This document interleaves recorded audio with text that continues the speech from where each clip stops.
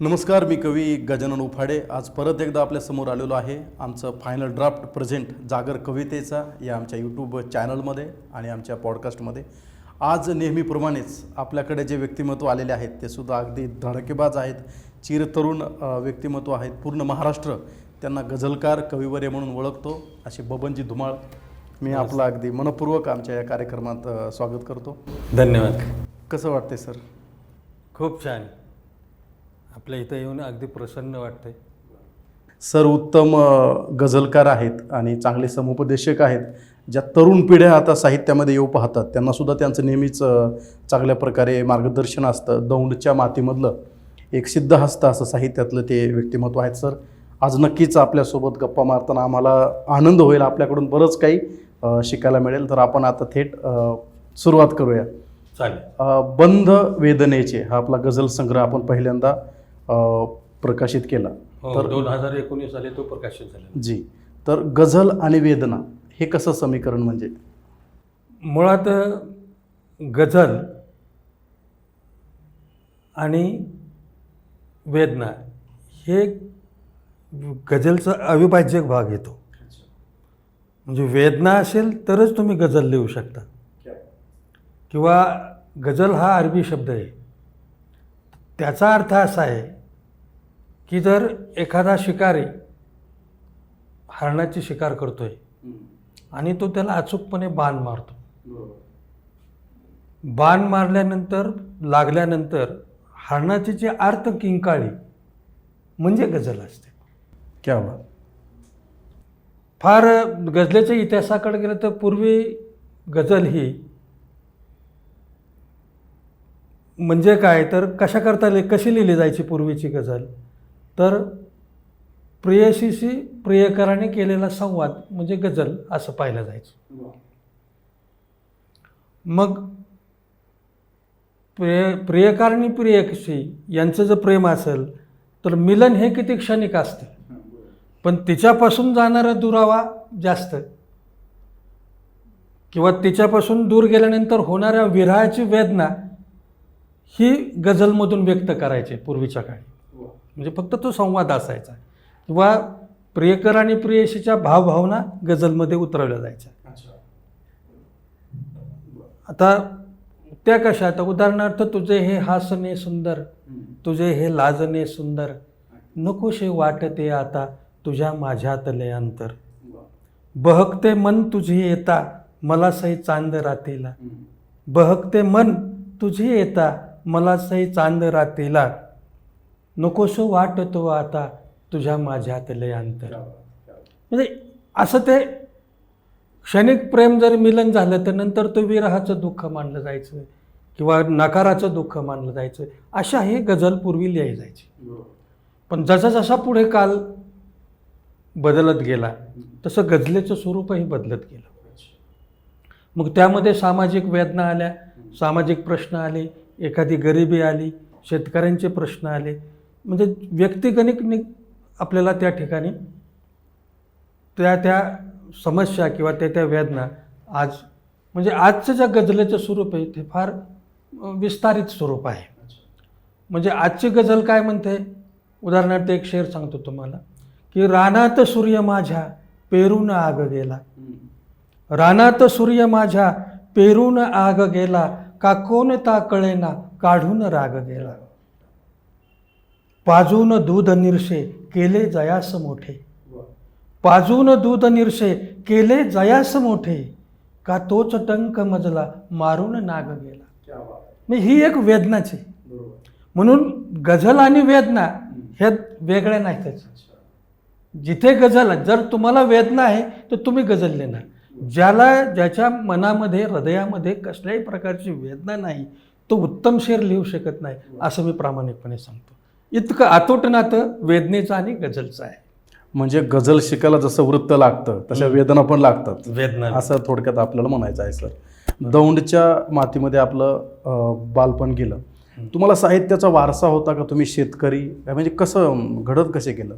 नाही, आता मूळ आमच्या घरामध्ये सगळे अशिक्षितच पूर्वीच्या पिढ्या. म्हणजे त्यात शिकलेला म्हणजे मीच थोरला म्हणून, मुलगा म्हणून मी. कसलाही वारसा नव्हता. परंतु आमची जी आई होती ना,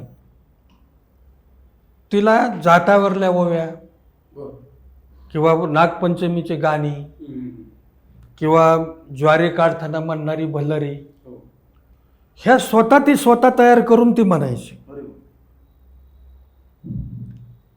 पहाटे पहाटे त्यावेळेस गिरणीसारखा पिठाची चक्की असाचे प्रकार पूर्वीचे नव्हते. ते दळण दळायचे पहाटेच. आई आजी किंवा आमच्या चुलत्या वगैरे पहाटे उठवून दळण दळलं जायचं. त्या पिठाच्या भाकरी दिवसभर केल्या जायच्या. मग ते दळण दळत असताना जात्यावरल्या ओव्या गायल्या जायच्या.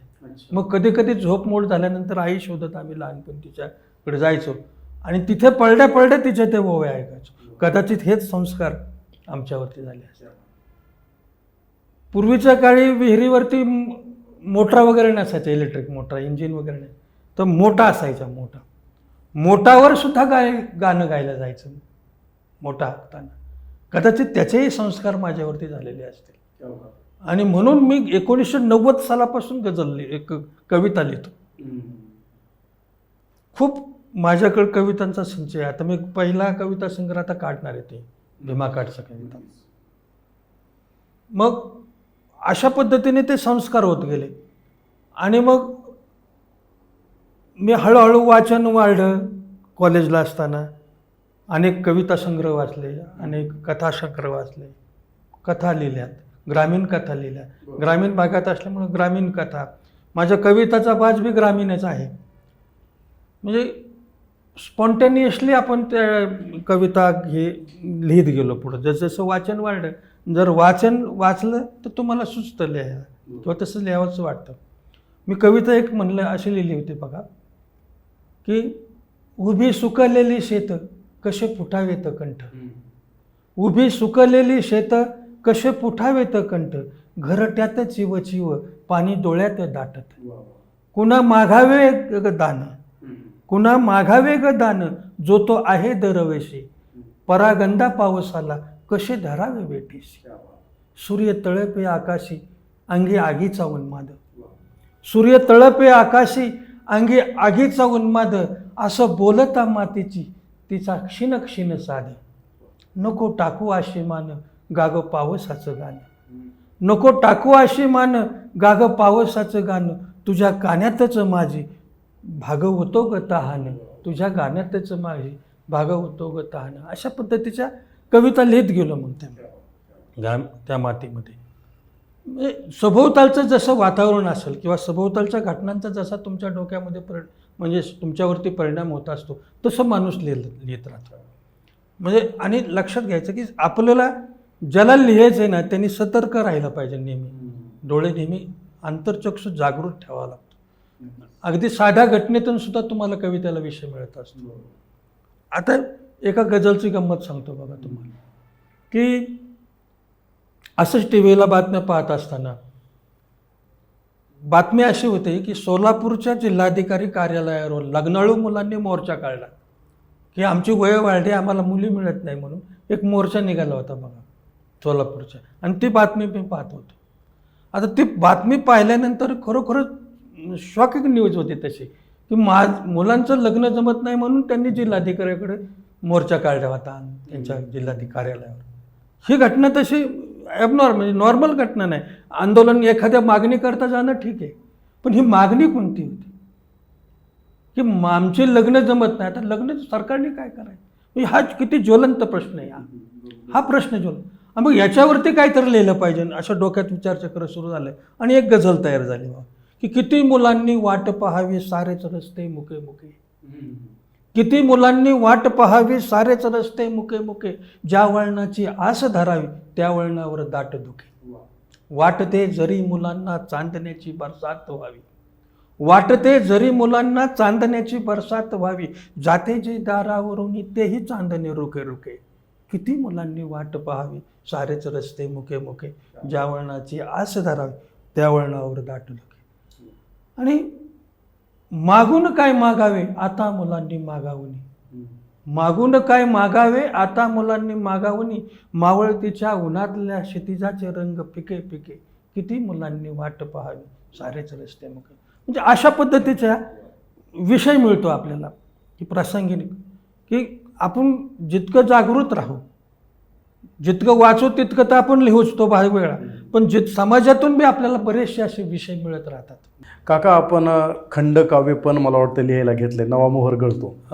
तर आता एक गझलकार म्हणून आपली एक ओळख आहे महाराष्ट्रामध्ये, कविवर्य तर आपण आहातच. ते खंडकाव्य लिहिण्याची प्रेरणा कुठून भेटली आणि तो वेगळा असा काय अनुभव होता, म्हणजे गझलेपेक्षा वेगळा?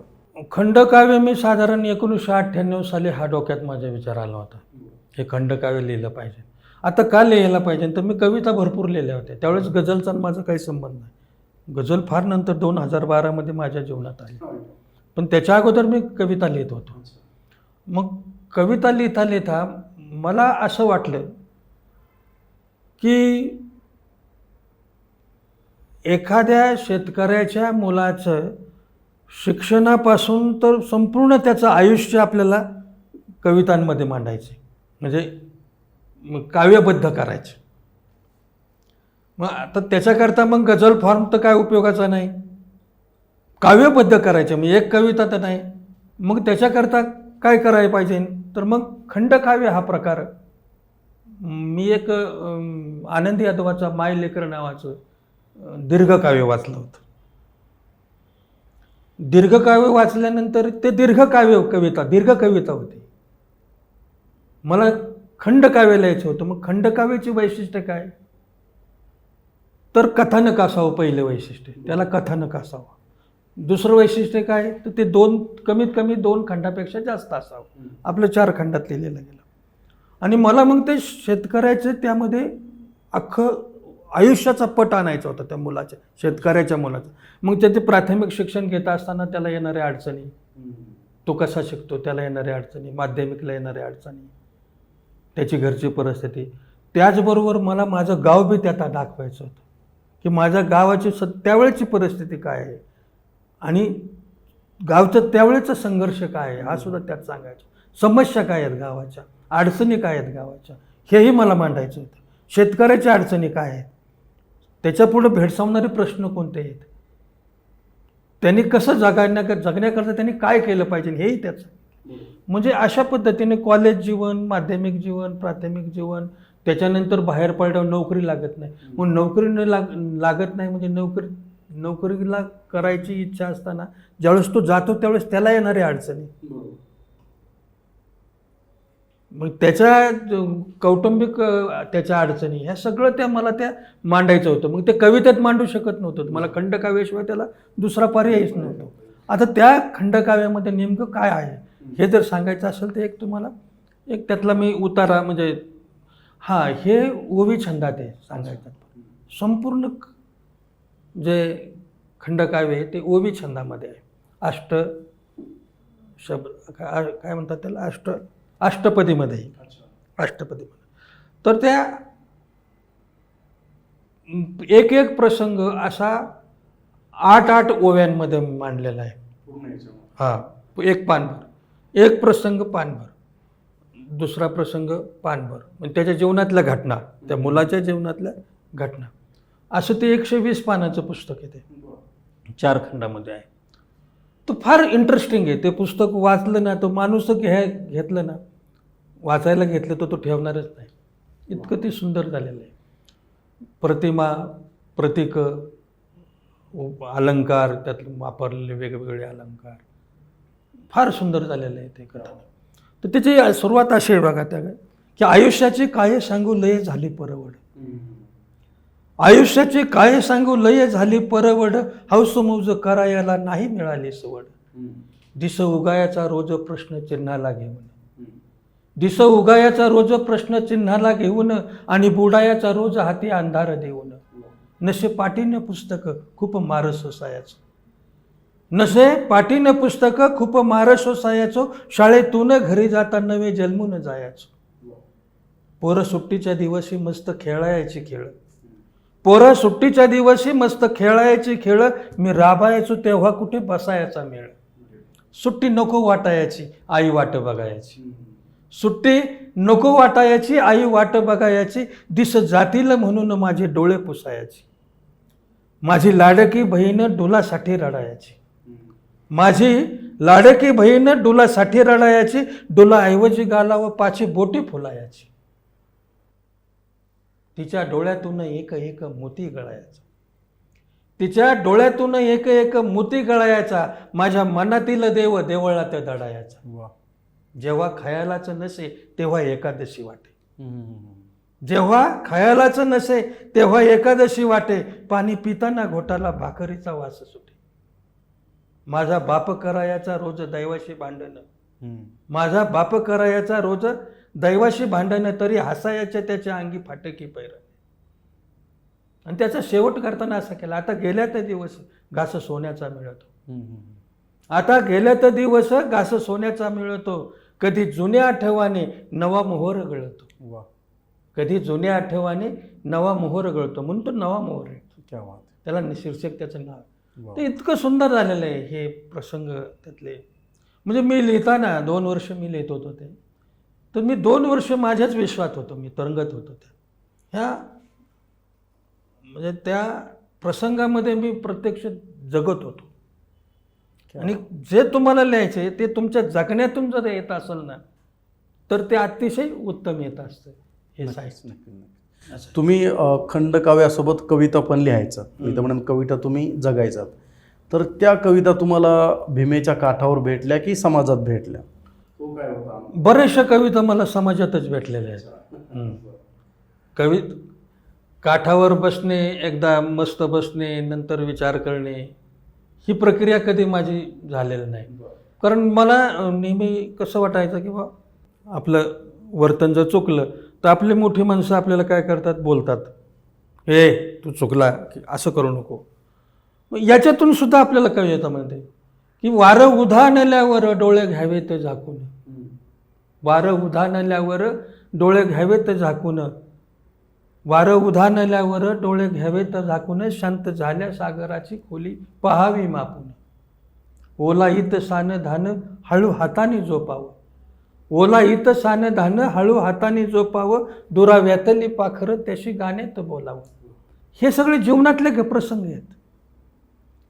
मऊ ओठाने चुंबाव्या रान जाईच्या पाकळ्या, मऊ ओठाने चुंबाव्या रान जाईच्या पाकळ्या, दिस बुडतानी दोन एक व्हाव्यात सावल्या.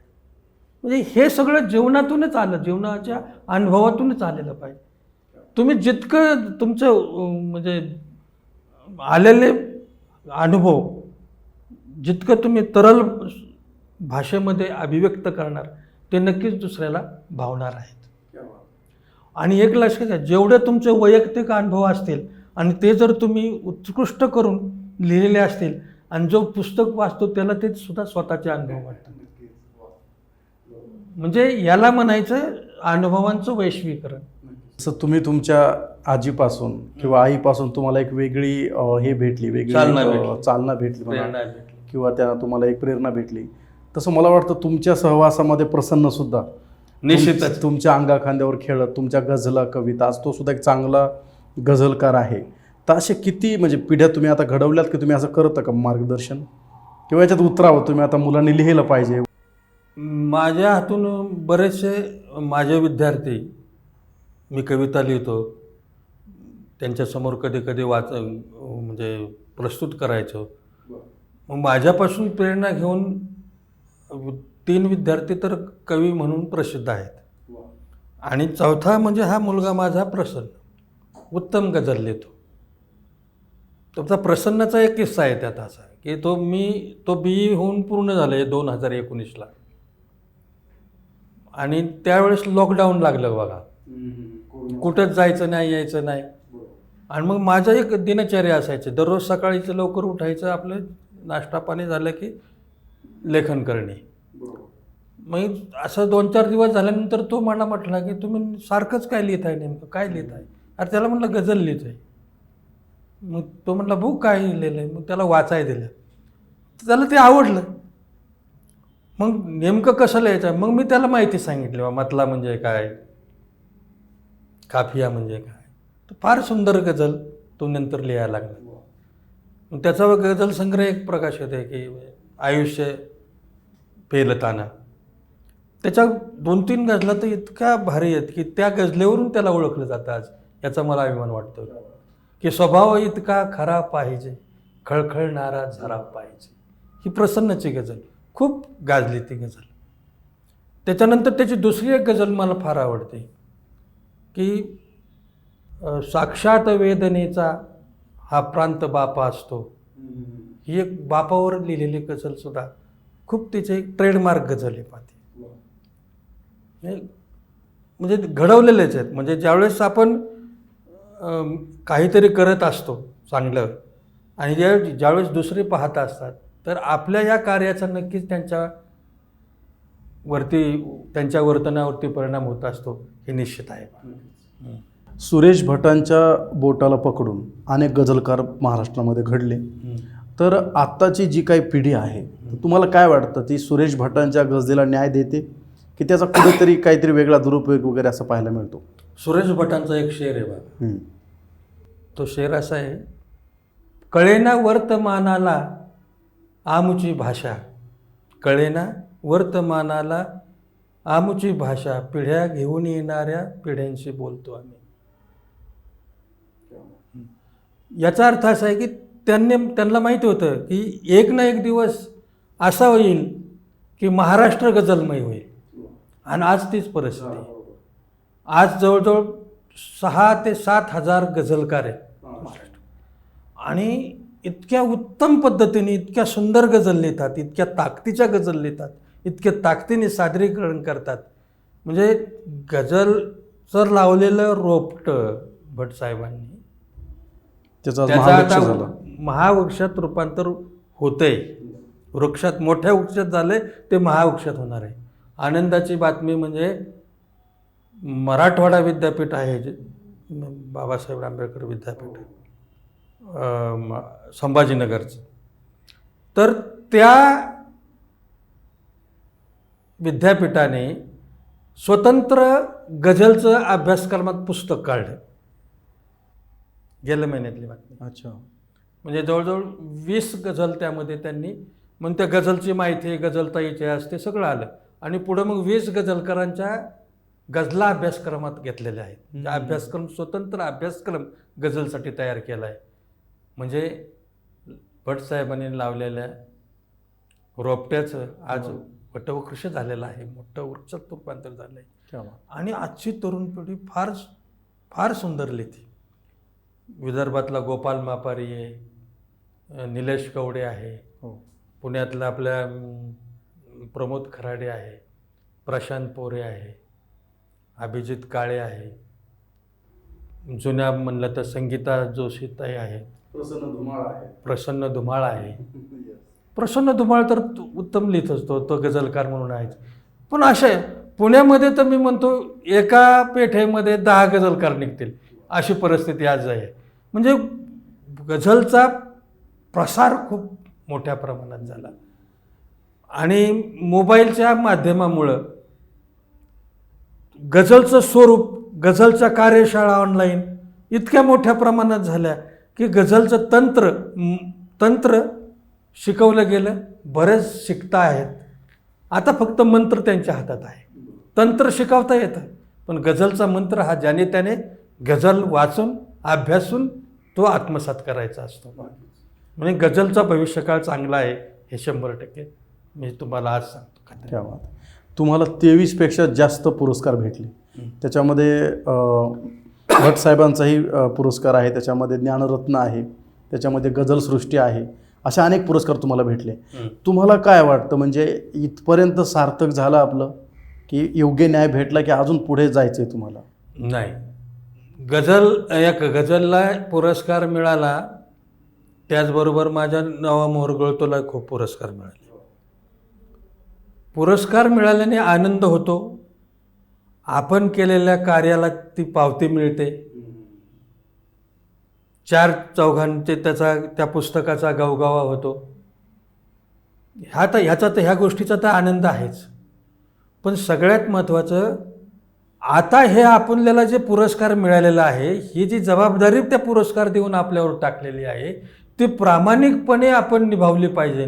हे माझ्या डोक्यात आता सतत नेहमी असतं की आपल्या हातून आता वेगळं काहीतरी लिहिलं गेलं पाहिजे. म्हणजे उलट जबाबदारी वाढते पुरस्कारामुळे. केल्याची पावती मिळते हे ठीक आहे, अभिनंदन होतं हे ठीक आहे, आपल्याला 4 लोकांना आपली माहिती मिळते, आपण 4 लोकांपर्यंत पोहोचतो, शाबासकीची पाठीवर थाप मिळते, हे सगळं ठीक आहे. पण त्याचबरोबर आपल्यावर मोठी जबाबदारी पडते या पुरस्कारामुळं, की आता आपण हे लिहिलं आहे, आपण याच्यापेक्षा चांगलं लिहिलं गेलं पाहिजे आपल्या हातून. हे पुरस्कार करत असतात. आणि मला ज्यांच्या गझला वाचून मी गझलकार झालो त्यांच्या नावाचा पुरस्कार अमरावती येथेमध्ये सुरेश भटांच्या नावाचा पुरस्कार मिळाला. ही मला त्याची खूप आनंददायक बातमी. आचार्य यात्रे प्रतिष्ठान सासवडच्या वतीने अनिल कांबळे, सासवड तालुक्यातील अनिल कांबळे, गझलकार अनिल कांबळे, त्यांचाही मला पुरस्कार त्यांच्याही नावाने म्हणजे अनिल कांबळेंच्या नावाने पुरस्कार मिळाला. त्यांच्याही गझला मी खूप ऐकल्या होत्या, वाचल्या होत्या. म्हणजे ज्यांच्या गझला मी वाचून गझलकार झालो त्यांच्या नावाने पुरस्कार मिळाल्याचा एक वेगळाच आनंद माणसाला असतो, हे तितके सत्य. आकाशवाणी सांगलीला आपण आपली एकदा मुलाखत दिली, त्याचप्रमाणे अखिल भारतीय साहित्य संमेलनातसुद्धा आपली विशेष भूमिका गाजली. असं अनेक ठिकाणी आपल्याला बोलवण्यात येतं, तिथं आपलं उत्तुंग असं मार्गदर्शन असतं, त्यातून अनेक जण घडत पण जातात. तर हा अनुभव कसा असतो जेव्हा तुम्ही एक वक्ता म्हणून किंवा पाहुणा म्हणून जेव्हा समोर येता? कसं आहे, आकाशवाणीवर ज्यावेळेस आपण एखादे गझलेचा कार्यक्रम करतो आकाशवाणीवर, तर ते फक्त तिथं रेकॉर्डिंग होतं, समोर प्रेक्षक नसतात. नुसतं ते आपण जायचं आणि आपण व्यक्त व्हायचं एवढंच तिथं असतं. पण ज्यावेळेस आपण एखाद्या स्टेजवर जाऊन गझल म्हणतो, आता तुम्हाला अमळनेरचा तुम्ही अनुभव सांगा म्हणलं, अमळनेरचा अनुभव सांगतो. अखिल भारतीय मराठी साहित्य संमेलन अमळनेरला भरलं होतं बा, आणि तिथे भरल्यानंतर एका मुशायऱ्याचा मी अध्यक्ष होतो तिथे, अखिल भारतीय मराठी साहित्य संमेलन अमळनेरच्या तिथे.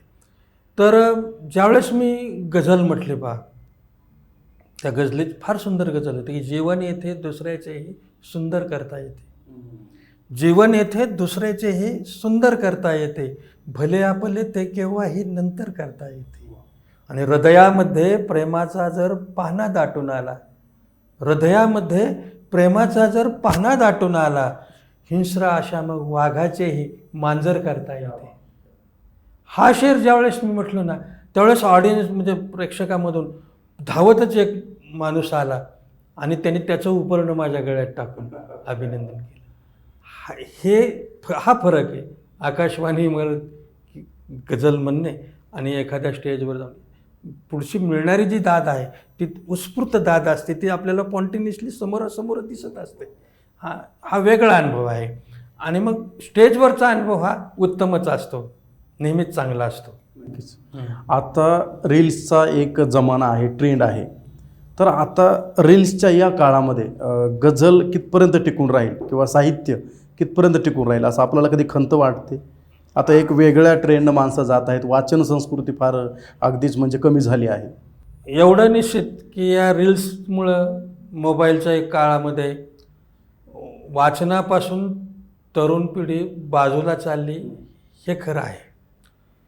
परंतु जसं ज्या साधनांमुळे ते बाजूला चालले, अगदी त्या साधनांमुळेच पुन्हा गझलकडे वळवण्याची जी कृती आहे ती आता कृती प्रत्येक गझलकाराने किंवा कवीने किंवा लेखकाने आत्मसात करण्याची गरज आहे. जर रील्स पाहतात माणसं, कारण ते तेवढं ते कॉन्टिन्युअसली त्यांना ते आवडतं ते.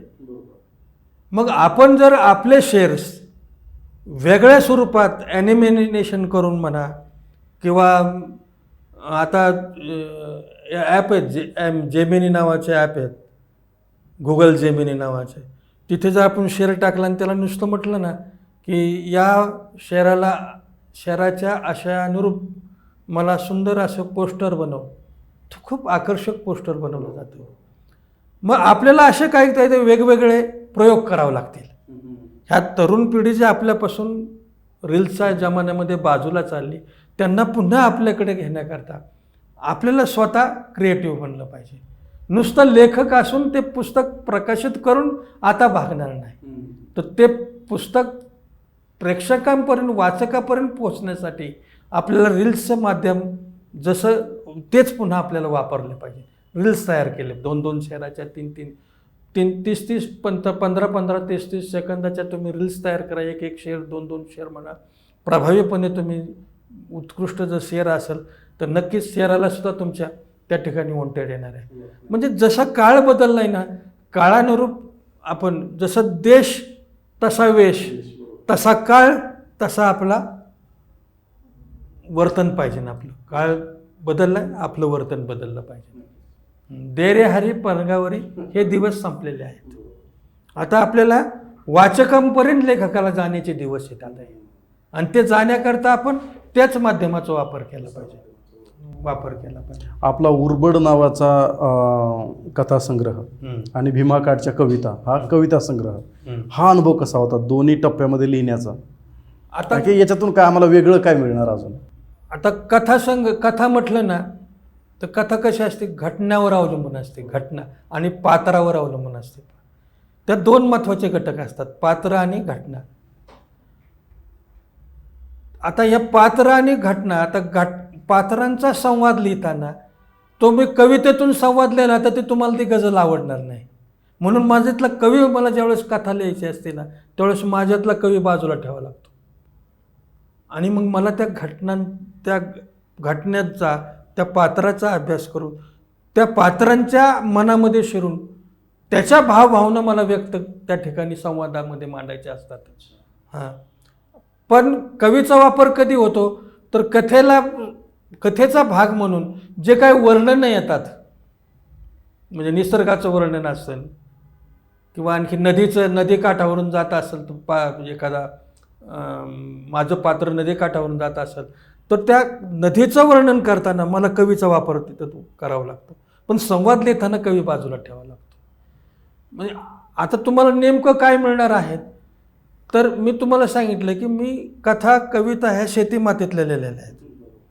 त्यामुळे शेतकऱ्यांच्या समस्येवरच आधारित संपूर्ण त्या उर्बड आहे. उर्बड बी आहे आणि कथा ज्या आहेत त्या कथा बी त्यावरतीच अवलंबून आहेत. म्हणजे तुम्हाला शेतकऱ्यांचे प्रश्नच मिळतील. त्यात काही आनंदी असणारे कथा बी आहेत की जे सगळे कुटुंब एकत्र बसून मोठा सण वगैरे साजरा करतात एखादा प्रसंग, तर ते आनंददायी आहेत. परंतु जास्तीत जास्त मी समस्या लोकांपर्यंत मांडण्याकरता कथा लेखनाकडे शिरलो. ज्या कविता लिहून जे आपण पूर्णपणे समस्या मांडू शकत नाही त्या कथेला कथा ही एक स्पॉन्टेनियसली असते, छोट्याशा प्रसंगावर असते. परंतु ही जी असते ते अनेक घटनाक्रम एकत्र करून कथा लिहिली जाते, अनेक पात्र एकत्र करून कथा लिहिली जाते. त्याच्यामुळे आपल्याला समाजाची जास्त समस्या, मोठ्या प्रमाणात समस्या त्या कथेमधून मांडता येतात. म्हणून मी ते कथालेखनाकडे वळलेलो आहे. तुमच्या गझलेचं पहिला रसिक कोण, म्हणजे कोणाला असं पटकन ऐकावं वाटतं गझल, मी आता असं लिहिलंय आणि मला याच्यावर प्रतिक्रिया पाहिजे, अभिप्राय पाहिजे? माझे कवितांची सगळ्यात जर पहिला वाचक कोण असेल ना ती आई होती. म्हणजे आईला वाचता येत नव्हतं पण मी कविता झाली आज काय लिहिलं मला वाचून दाखवती म्हणायची.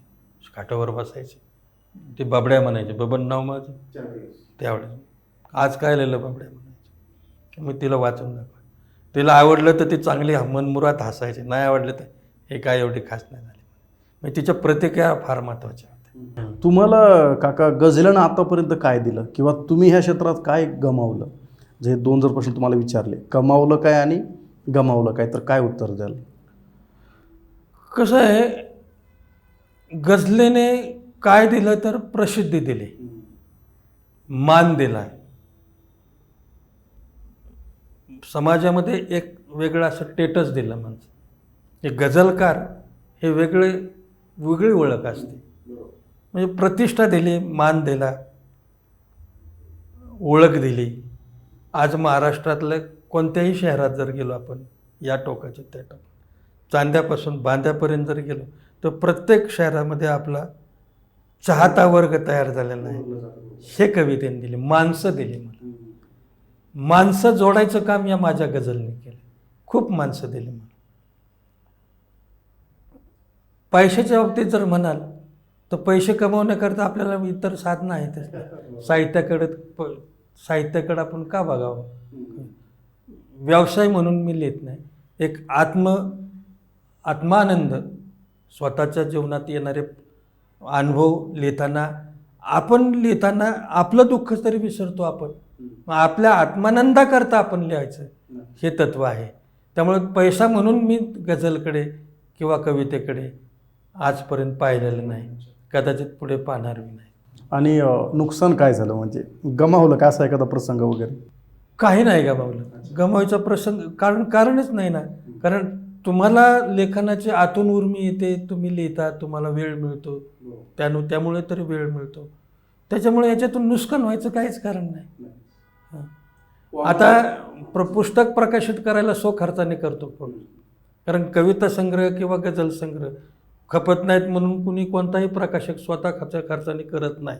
असं मी 2-4 प्रकाशकाकडे जाऊन आल्यामुळे तो मला अनुभव आहे. मग स्वतः प्रकाशित करायचं, स्वतः पैसे घालायचे. पण गझलेने माझे पैसे मला परत दिले. म्हणजे माझे 1000 प्रतीतून माझ्या 600 प्रती लोकांनी विकत घेतल्या, मी पोस्टाने पाठवल्या. 600 प्रती हे बंद वेदनेचे या गझल संग्रहाच्या 600 प्रती लोकांनी माझ्याकडून मागवल्या. मी त्यांना पोस्टाने पाठवले, ऑनलाईन पैसे पाठवायचे. म्हणजे तो खर्चही मला त्या पुस्तकाने माझा परत केला. जास्त केले पुस्तक, जेवढा खर्च झाला त्या दुप्पट रक्कम दिली. आणि पुरस्कारातून मिळणारे मी एक ट्रॉफी मिळते, आणि पण मानधन मी त्यातून मिळतंच, पैसे मिळतात. म्हणजे खूप काही दिलं असं मला म्हणायचं साहित्याने. नक्की. तुम्हाला काय वाटतं, हा वारसा तुमच्या मुलाने पुढे चालवावा की याला एक पारंपरिक व्हावं हे सगळं? नक्कीच. पिढ्यानपिढ्या लिहित राहावं. पिढ्यानपिढ्या आता ते ऑलरेडी तयारच झाला. आता याचा गझल एक तुम्हाला सांगितलं ना की त्याचा गझल संग्रह प्रकाशित आहे. तो चांगला उत्तम गझलकार म्हणून त्याची ख्याती आहे आज महाराष्ट्रामध्ये. मग त्यांनी तो लिहिणारच आहे. आता गझलच त्याच्या गळ्यात पडलेली आहे, त्या गझल काय त्याला सोडणार नाही. त्याने सोडायचं म्हटलं तरी गझल त्याला सोडणार नाही. तुम्ही आतापर्यंत ज्या गझला लिहिल्या, जो गझल प्रकार लिहिला तो अगदी मनस्पर्शी आहे आणि त्यातून बरंच काही शिकायला भेटलं. आताच्या पिढीला ती शिकतेच, त्याच्यामध्ये काही नाही. परंतु तुम्हाला कधी स्वतःच्या आयुष्यावर गझल लिहायची म्हटली तर कुठली वेदना तुम्हाला मांडायला आवडेल? त्यातून आवडेल म्हणण्यापेक्षा काय भावेल मनाला, की कशा प्रकारे स्वतःला मांडावं आपण? आता ज्या गझल लिहिल्या जातात, म्हणजे आता मी आतापर्यंत जो गझलचा प्रवास केला आहे, हा प्रवास सगळाच बाहेरून मला मिळालेल्या अनुभवावर लिहिलं आहे असं नाही. तर त्यातले बरेचसे शेर ते माझ्या जीवनावर बी ऑलरेडी पहिल्यापासूनच आलेले आहेत. म्हणजे उदाहरणार्थ शेर जर सांगायचा म्हटलं, दिला नाही तुझ्या अजूनी मला अधिकार डोळ्यांनी, दिला नाही तुझ्या अजूनी मला अधिकार डोळ्यांनी, कसा चोरून पाहू मी तुझा शृंगार डोळ्यांनी. हा स्वतःवरच आहे. म्हणजे स्वतःचे कसं असतं की स्वतःचे अनुभव जे आहेत किंवा स्वतःची मतं अलंकृत करून समाजासमोर मांडली की त्यांना, वाचकाला सुद्धा ते स्वतःचेच वाटतात. म्हणून कवी आणि गझल ही वेगळी नसते. म्हणजे जे काय कवीने गझलमध्ये लिहिलेलं असतं ते त्याच्यापासून वेगळं नसतं, ते त्याचंच असतं. असं आहे ना. त्याच्यामुळं गझल लिहितो तो स्वानुभव लिहितो, काही दुसऱ्याकडून मिळालेले अनुभव लिहितो, पण स्वानुभव तर जास्त प्रमाणात असतात. बरोबर. तर असा एखादा स्वानुभव की जी वेदना तुम्हाला भोवली आणि तुम्ही गझल लिहिली, गझलेचा जन्म झाला? हो, अतिशय उत्तम. की शेतकऱ्याच्या जीवनाच्या, म्हणजे शेतकऱ्याच्या ज्या अडीअडचणी आहेत, या अडीअडचणी सोडवण्याकरता शासन किती तत्पर नाही, अजिबात तत्पर नाही. म्हणजे ते फक्त भाषणात बोलतं, कृतीमध्ये आणत नाही. मग त्याच्यावरती मी गझल लिहिली. पहा की पाहिले नाही जयांनी शेत हे फुलते कसे, पाहिले नाही जयांनी शेत हे फुलते कसे, तेच देऊ लागलेले जगविण्याचे भरवशी.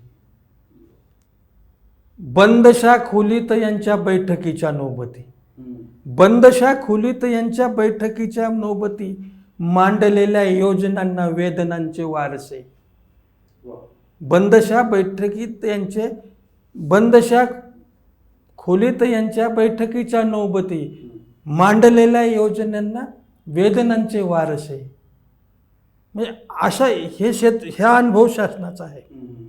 होयबांच्या बोलतीला हात यांचा लाभतो, होयबांच्या बोलतीला हात यांचा लाभतो, रोज घेती फास त्यांचे दुःख नाही फारसे. हे अनुभव आहेत.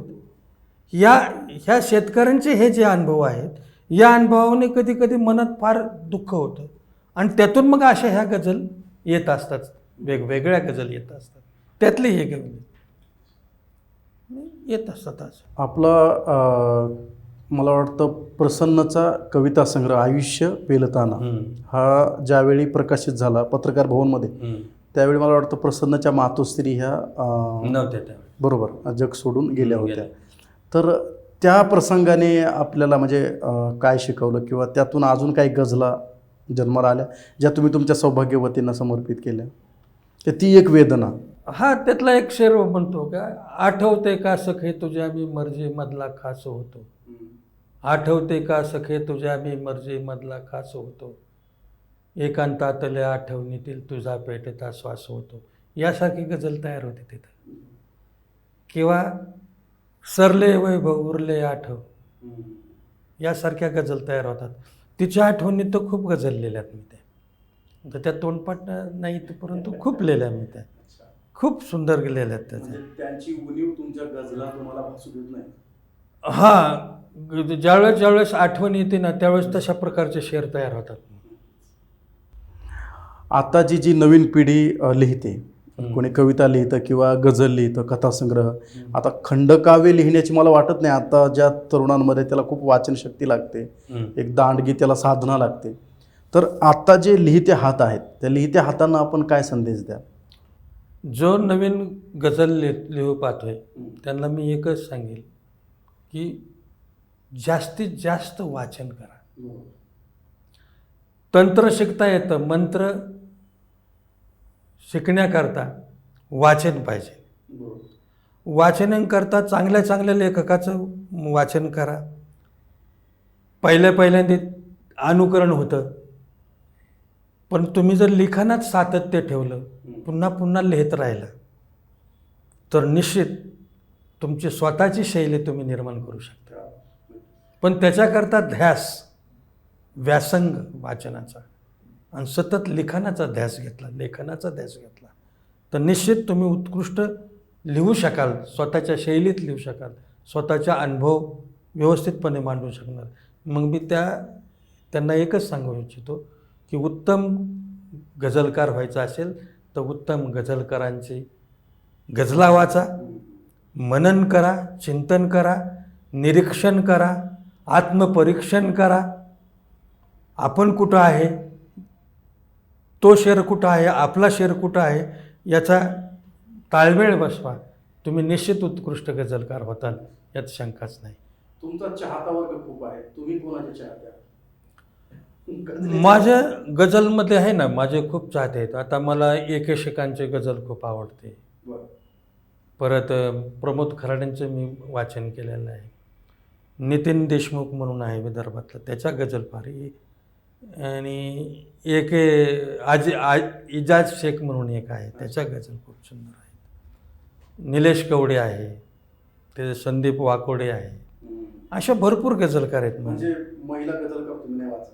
महिला गझलकार आहेत की सुहासिनी देशमुख आहे. सुहासिनी देशमुख सुद्धा सुंदर लिहिते. आपले पुण्यातली ममता सपकाळ चांगली लिहिते. सिंधुताईंच्या मुलगी कन्या, ती सुंदर लिहिते. परत मग असे बरेच आहेत नवीन पिढीतले. सारंग आहे पंपटवारे, तो खूप छान लिहितो, फार सुंदर लिहितो. पण त्यांचं लेख, आता माझ्या गझल लेखनाचा बाज वेगळा, त्यांच्या गझल लेखनाचा बाज वेगळा. पण मी त्यांना वाचत असतो, कधीतरी व्हॉट्सअपला फेसबुकला शोधून कधी कधी वाचतो. पण ते वेगळ्या बाजाची माणसं. बरोबर. तरुण पिढी वेगळ्या बाजाची. मी माझा बाज सोडणार नाही. मी शेवटपर्यंत माझा बाज मी कडेला नेणार. मला जे लिहायचं मला जशा पद्धतीने लिहायचं. मी पंपटवर कधी सारखं लिहू शकणार नाही. तरुण पोरांसारखं मी गझल नाही. आता माझ्या विचारामध्ये प्रगल्भता आली किंवा वयानुसार म्हणा, आपल्या विचाराचा परिणाम, आपल्या वयाचा परिणाम किंवा आपल्या अनुभवाचा परिणाम निश्चित आपल्या लेखनावर होत असतो. शेवटच्या प्रश्नाकडे वळण्या अगोदर तुमची एखादी अशी खास गझल जे तुम्ही वारंवार स्वतःचीच गझल आपण कधी कधी त्याचं मनन करतो, चिंतन करतो किंवा सादरीकरण करतो, अशी एखादी खास गझल आमच्या श्रोत्यांसाठी? एक गझल पेश करतो. बाकी काळ झाला व्यापणारी राहिली नाती कुठे. काळ झाला व्यापणारी राहिली नाती कुठे, पेटवू वाटे दिवा पण राहिल्या वाती कुठे. उंच आकाशास भिडल्या चार भिंती बांधल्या, उंच आकाशास भिडल्या चार भिंती बांधल्या, चांदण्यानी सजवलेल्या राहिल्या राती कुठे. काळ झाला व्यापणारी राहिली नाती कुठे. जहाला आवाज मोठा वाढतो बीपी आता, जहाला आवाज मोठा वाढतो बीपी आता, वादळाला झेलणारी राहिली छाती कुठे.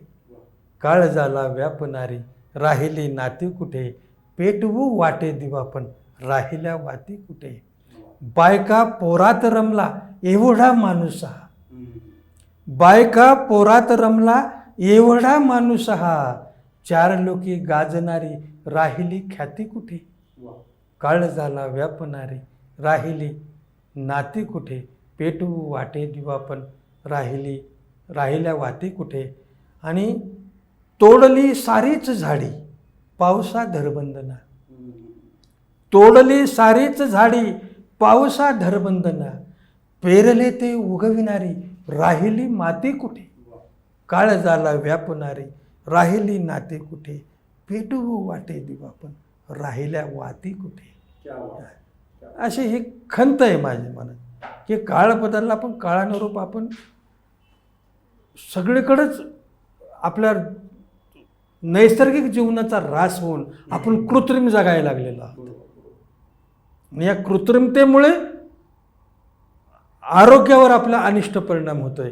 म्हणून ही गझल मला खूप आवडते. अतिशय दिलखुलास आपण असं व्यक्तिमत्व आहात. आज आपणाला ऐकायला भेटलं हे आम्ही आमचं पूर्ण टीमचं अगदीच भाग्य समजतो आणि आपल्याकडून खरंच बरंच काही शिकायला भेटलं.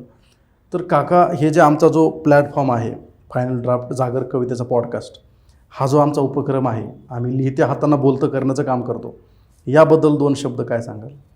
हा जो तुम्ही उपक्रम राबवता, ही जी तुमची टीम आहे, हे खरोखरच या टीमचं मी मनापासून कौतुक करतो की आज तुम्ही एवढं महान काम करताय किंवा अंधारात असणारी माणसं उजाडात आणून आज समाजापर्यंत पोहोचवण्याचं काम, म्हणजे प्रकाशात आणण्याचं काम करताय. याबद्दल तुमच्या सगळ्या टीमचं मी मनापासून कौतुक करतो आणि मला इथे तुम्ही बोलवलं त्याबद्दल तुमचा मनपूर्वक आभारी आहे. असा स्नेह वृद्धिंगत व्हावा ही अपेक्षा करतो. धन्यवाद.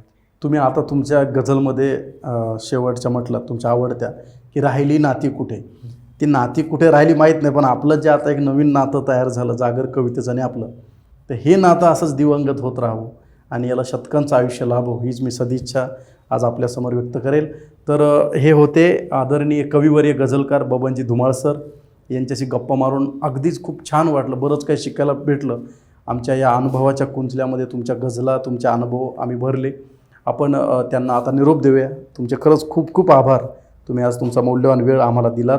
आपण परत एकदा अशाच एका नव्या दमदार पाहुण्यांसोबत पुन्हा भेटूया. तोपर्यंत धन्यवाद.